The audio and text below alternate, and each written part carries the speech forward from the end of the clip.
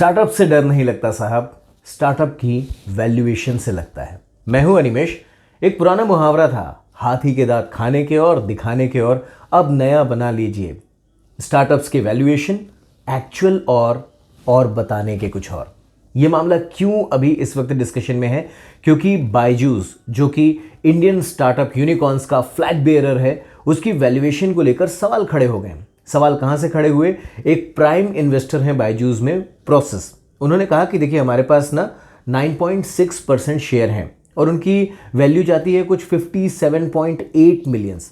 इस हिसाब से बायजूस की पूरी वैल्यूएशन गई 6 अरब, 6 बिलियन डॉलर तक।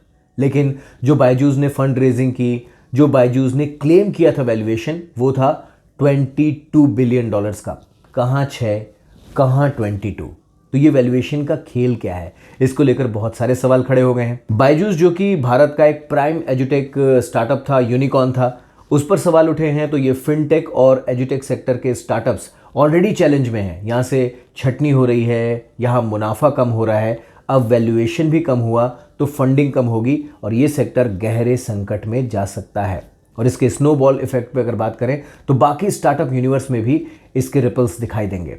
उसके अलावा जो सवाल है वो ये है कि ये कंपनियां अपनी वैल्यूएशन बताएं, ठीक है, लेकिन क्या वो वैल्यूएशन ठीक है? इसे जांचने का, परखने का कोई पैरामीटर, कोई सिस्टम है? और जो इंडिया की एम्बिशियस अभी एक एग्रेसिव स्ट्रैटेजी है स्टार्टअप्स को लेकर, यूनिकॉर्न्स को लेकर, अगर वैल्यूएशन कम हुए तो नए यूनिकॉर्न बनना तो छोड़िए, जो पुराने बने हुए हैं वो भी डिलिस्ट हो सकते हैं। यानी कि स्टार्टअप्स के लिए आने वाला समय चैलेंजिंग है और अभी वैल्यूएशन को एड्रेस करने का कोई सिस्टम ज़रूर होना चाहिए। आपको क्या लगता है?